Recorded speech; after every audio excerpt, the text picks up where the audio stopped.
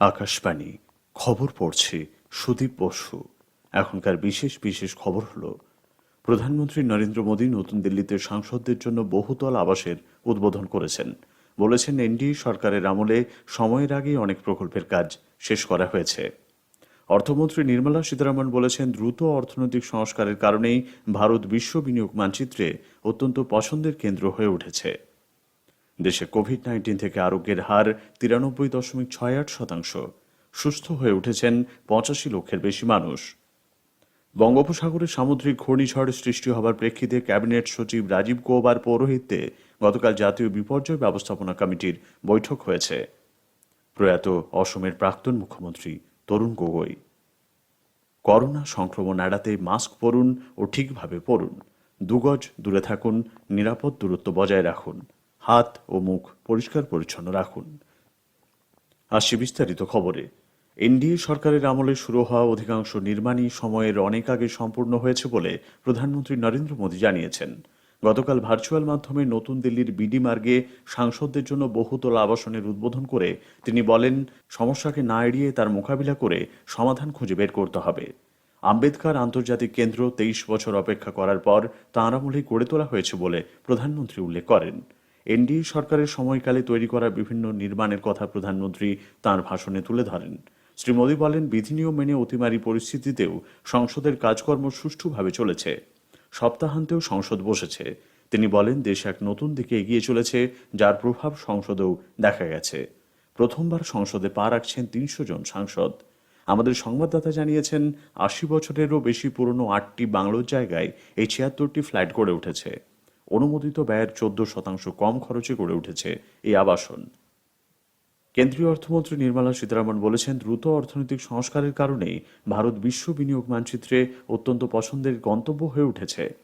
শিল্প মহাসংঘ সিআইআই এর একটি সম্মেলনে যোগ দিয়ে শ্রীমতী সীতারামন বলেন, অতিমারী পরিস্থিতিতেও প্রধানমন্ত্রী নরেন্দ্র মোদী নানা সংস্কারমুখী পদক্ষেপ নিয়েছেন। এমন অনেক সিদ্ধান্ত নেওয়া হয়েছে যা কয়েক দশক ধরে দিনের আলোর মুখ দেখেনি। সংস্কারের গতিধারা বজায় রাখতে সরকার বিলগ্নীকরণের মতো বেশ কিছু সিদ্ধান্ত নিয়েছে বলেও অর্থমন্ত্রী জানান। তিনি বলেন, অর্থনৈতিক ক্ষেত্রে পেশাদারিত্ব এসেছে। কর কাঠামো সংস্কারের বিষয়ে অর্থমন্ত্রী বলেন, প্রযুক্তির ব্যবহারের কারণে কর মেটানোর প্রবণতা বেড়েছে। দেশে কোভিড-19 থেকে আরোগ্যের হার 93.68% হয়েছে। কেন্দ্রীয় স্বাস্থ্য মন্ত্রকের গতকালের রিপোর্ট অনুযায়ী গতকাল একদিনে 41,024 জন রোগী সুস্থ হয়েছেন। এর ফলে 85,62,000-এর বেশি রোগী করোনা মুক্ত হলেন। পাশাপাশি দৈনিক আক্রান্তের সংখ্যা 44,059 জন। এই নিয়ে দেশে মোট করোনা আক্রান্তের সংখ্যা 91 লক্ষের গণ্ডি ছাড়িয়েছে। একই সময়ে দেশে 511 জন করোনা ভাইরাসের কবলে প্রাণ হারিয়েছেন। মোট মৃতের সংখ্যা 1,33,738। মৃত্যু হার 1.46%। কেন্দ্রীয় স্বরাষ্ট্রমন্ত্রী অমিত শাহ গতকাল নতুন দিল্লিতে Indian council of medical research ICMR A corona নমুনা পরীক্ষার জন্য মোবাইল আরটি-পিসিআর ল্যাবের সূচনা করেছেন। অনুষ্ঠানে উপস্থিত ছিলেন কেন্দ্রীয় স্বাস্থ্যমন্ত্রী ডক্টর হর্ষবর্ধন। স্পাইস হেলথ এবং আইসিএমআর যৌথভাবে এই মোবাইল ল্যাব তৈরি করেছে। নমুনা পরীক্ষার সংখ্যা বৃদ্ধিতে এই ধরনের ল্যাব সহায়ক হবে বলে বিশেষজ্ঞরা জানিয়েছেন। এক বিবৃতিতে কেন্দ্রীয় স্বরাষ্ট্র মন্ত্রক জানিয়েছে, মোবাইল ল্যাবে মাত্র 499 টাকায় নমুনা পরীক্ষা করা হবে। সাধারণভাবে রিপোর্ট পেতে যেখানে 24 থেকে 48 ঘন্টা সময় লাগে, এক্ষেত্রে মাত্র 6 থেকে 8 ঘন্টার মধ্যে রিপোর্ট হাতে পাওয়া যাবে। সারা দেশ জুড়ে এরকম ল্যাব তৈরিতে স্পাইস হেলথ এবং আইসিএমআর এর মধ্যে সমঝোতাপত্র স্বাক্ষরিত হয়েছে। পশ্চিমবঙ্গে করোনা সংক্রমণ থেকে সুস্থতার হার আরও কিছুটা বেড়ে 92.80% পৌঁছেছে। অন্যদিকে গত 24 ঘন্টায় নতুন করে 3,557 জন করোনা সংক্রমিত হওয়ায় এখনও পর্যন্ত মোট 4,59,918 জন এই ভাইরাসে সংক্রমিত হলেন। এর মধ্যে 4,26,816 জন সুস্থ হয়েছেন। গত 24 ঘন্টায় 3,687 জন করোনা থেকে সংক্রমণ মুক্ত হয়েছেন বলে রাজ্য স্বাস্থ্য দপ্তরের প্রকাশিত রিপোর্টে উল্লেখ করা হয়েছে। দিল্লি, মহারাষ্ট্র, গুজরাট এবং অসমে বর্তমান করোনা পরিস্থিতি এবং আগামী কয়েক মাসের সংক্রমণ মোকাবিলায় গৃহীত ব্যবস্থাদির বিস্তারিত জানিয়ে সুপ্রিম কোর্ট রাজ্যগুলিকে স্ট্যাটাস রিপোর্ট জমা দিতে বলেছে। বিচারপতি অশোক ভূষণের নেতৃত্বাধীন বেঞ্চ পরিস্থিতি মোকাবিলায় কেন্দ্রের তরফে কী সহায়তা প্রয়োজন তাও জানাতে বলেছে। এখন থেকে উপযুক্ত ব্যবস্থা না নিলে ডিসেম্বরে দেশ আরও খারাপ অবস্থার মধ্যে পড়বে বলে শীর্ষ আদালত তার পর্যবেক্ষণে জানিয়েছে। 8 মাস বন্ধ থাকার পর জাতীয় গ্রন্থাগার পাঠকদের জন্য গতকাল আবার খুলে দেওয়া হয়েছে। গ্রন্থাগারের ওয়েবসাইটে এক বিজ্ঞপ্তিতে কথা জানানো হয়। সোম থেকে শুক্র প্রতিদিন সকাল 10টা থেকে বিকেল 5টা পর্যন্ত গ্রন্থাগার খোলা থাকবে। তবে চলতি কোভিড পরিস্থিতিতে পাঠকদের www.nationallibrary.gov.in এই লিঙ্কে অগ্রিম আসন সংরক্ষণ করতে হবে। পশ্চিমবঙ্গে এআইএমআইএম এর আহ্বায়ক শেখ আনোয়ার পাশা সহ ওই দলের বেশ কিছু কর্মী তৃণমূল কংগ্রেসে যোগ দিয়েছেন। তৃণমূল কংগ্রেস ভবনে মন্ত্রী ব্রাত্য বসুর উপস্থিতিতে গতকাল তাঁরা দলে যোগ দেন। পরে সাংবাদিকদের কাছে শেখ আনোয়ার পাশা অভিযোগ করেন, বিভিন্ন রাজ্যে মিমের প্রার্থীরা ভোট কেটে বিজেপিকে সুবিধা করে দিচ্ছে। সম্প্রতি বিহার বিধানসভা নির্বাচনে একই ঘটনা ঘটেছে বলে আনোয়ার পাশা অভিযোগ করেন।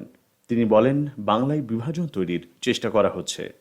এদিকে মিমের নেতৃত্ব দাবি করেছে, বাংলায় এখনও তাদের বহু কার্যকর্তা রয়েছেন। মিমের রাজনৈতিক কার্যক্রম তাঁরাই এগিয়ে নিয়ে যাবেন। খবর শুনছেন আকাশবাণী থেকে। বঙ্গোপসাগরে সামুদ্রিক ঘূর্ণিঝড় সৃষ্টি হবার প্রেক্ষিতে ক্যাবিনেট সচিব রাজীব গৌবার পৌরোহিত্যে গতকাল জাতীয় বিপর্যয় ব্যবস্থাপনা কমিটির বৈঠক বসে। অন্ধ্রপ্রদেশ, তামিলনাড়ু ও পুদুচেরির মুখ্য সচিবরা ভিডিও কনফারেন্সিং ব্যবস্থার মাধ্যমে বৈঠকে যোগ দেন।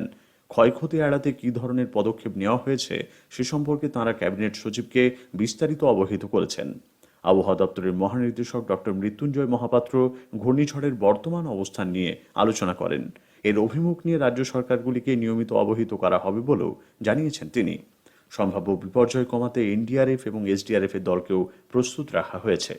উল্লেখ্য, বঙ্গোপসাগরে সৃষ্ট গভীর নিম্নচাপ পরবর্তী 24 ঘণ্টায় সামুদ্রিক ঘূর্ণিঝড় নিবরের আকার নেবে বলে মনে করা হচ্ছে। বুধবার অপরাহ্নে ঘূর্ণিঝড়টি কারিক্কল এবং চেন্নাইয়ের কাছে মামল্লাপুরমের মধ্যবর্তী স্থানে স্থলভূমিতে আছড়ে পড়বে।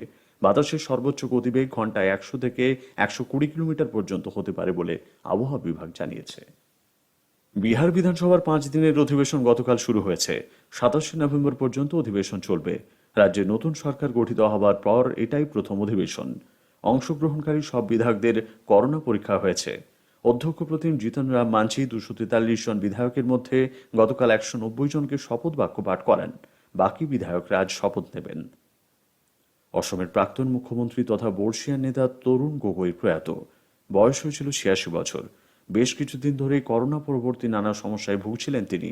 বিগত কয়েকদিন গুয়াহাটি মেডিকেল কলেজ হাসপাতালে লাইফ সাপোর্টে ছিলেন এই বর্ষিয়ান নেতা।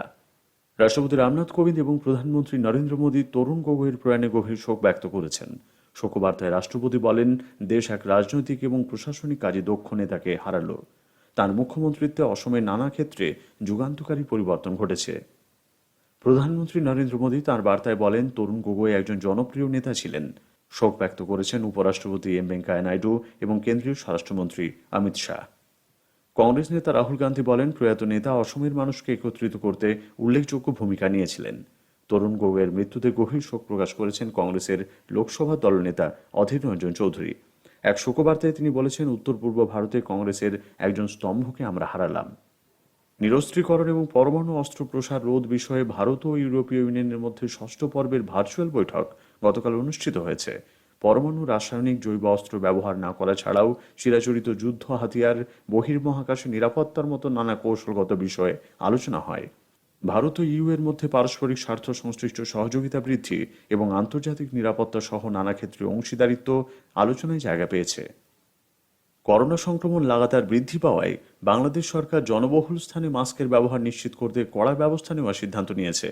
গতকাল মন্ত্রিসভার বৈঠকের পর বাংলাদেশের ক্যাবিনেট সচিব খন্দকার আনোয়ারুল ইসলাম সাংবাদিকদের সঙ্গে কথাবার্তায় বলেন, প্রধানমন্ত্রী শেখ হাসিনা বাধ্যতামূলকভাবে মাস্ক ব্যবহারের বিষয়ে সকলকে কড়া ব্যবস্থা নিতে বলেছেন। মাস্ক না পরলে জরিমানার অঙ্ক 500 বাংলাদেশি টাকা থেকে বাড়িয়ে 5000 টাকা করা হতে পারে। শেষ করার আগে খবরের বিশেষ কিছু অংশ আরেকবার। প্রধানমন্ত্রী নরেন্দ্র মোদী নতুন দিল্লিতে সাংসদদের জন্য বহুতলা আবাসের উদ্বোধন করেছেন।